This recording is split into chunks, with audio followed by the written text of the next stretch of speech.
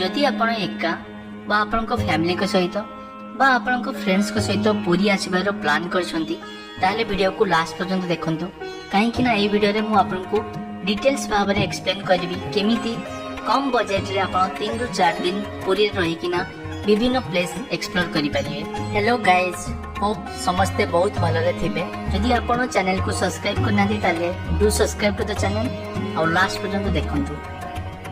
पुरी को सब वर्ष देश विदेश बहुत लोक आसी थांती रे पहुंचीबा पई आपण को सब बळे भुवनेश्वर हेकिना जिबाको पड़िबो।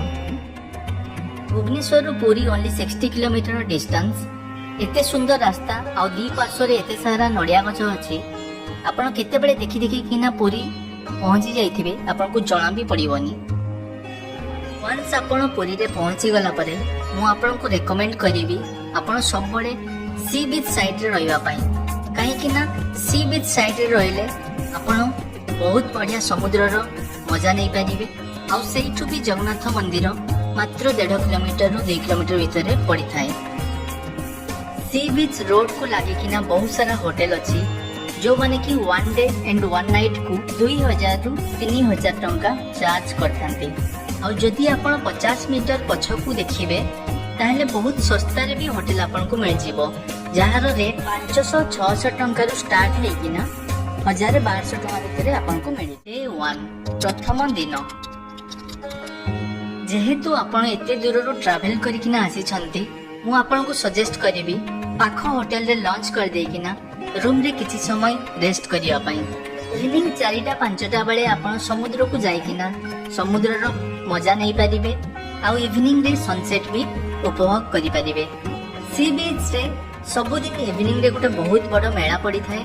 आपण ताको एक्सप्लोर करंतु आ एन्जॉय करंतु। सारा फास्ट फूड अछि जोठी कि सी फूड मिली थाए आ ताको खाइबा को आपण केबे भूलिबेनी। एमिति बुली बुली केतेबेले राती 9टा हे जाइथिबो आपण को जणा भी पड़िबोनी। आ पाखरे थिबा रेस्टोरेंट रे आपण डिनर करी किना आपणकर रूम को आसी परिबे। डे 2 द्वितीय दिन सेकेंड डे रे पूरी सी बीच रे आपण गाधई परिबे।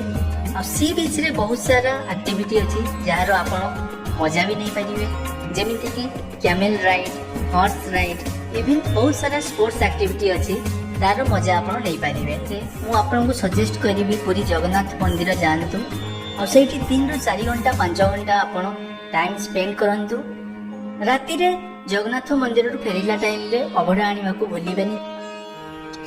थर्ड डे तृतीय दिन जदि आपण थर्ड डे रे पुरी रो रिटर्न करिया पई चाहउचंती ताहले मॉर्निंग 6 o'clock रे होटल चेकआउट कर दियंतु आ बाहरी पड़ंतु चंद्रभागा आ कोणार्क बोलिया पई। सो गाइस मु एठी कहि देबा पई चाहूची पुरी रे जते भी सारा होटल अछि प्राय तांकर चेकआउट टाइम 7 o'clock मॉर्निंग थाए।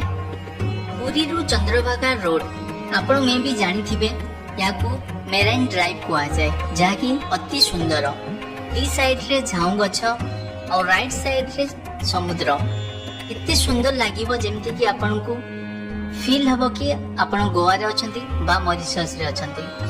पुरी रु चंद्रभागा आसिला बेले सेठारे रामचंडी मंदिर पड़ी थाए जोटा कि पिकनिक पाई बहुत फेमस। आपण सेठी किछ समय स्पेंड भी करि पारिबे। कोणार्क रे पहुंची गला परे आपण को निहाती 2 रु 3 घंटा टाइम स्पेंड करिया को पड़िबो काहे कि ना एते सुंदर कारुकार्य आपण को एठार जिबा को देबनी। कोणार्क रे टाइम स्पेंड कर सला परे आपण एई फोटो भुवनेश्वर को आसे किना निज डेस्टिनेशन को रिटर्न करि परिबे। आउ जदि आपण थर्ड डे भी पुरी रे बितौछंती ताहले लोकनाथ मंदिर, दक्षिणकाली मंदिर दर्शन करिया को केबे भूलिबेनी। आउ इवनिंग रे पुरी रे थिबा ब्लू फ्लैग बीच को एन्जॉय मध्य करि परिबे। सो गाइस वीडियो को मु एठी वाइंड अप करूची। होप आपण को बहुत सारा इन्फॉर्मेशन मिली थिबो। आई होप आपण को जर्नी बहुत भलरे रहू। जदि चैनल को सब्सक्राइब करनांती ताले do subscribe to the channel. Till then peace guys.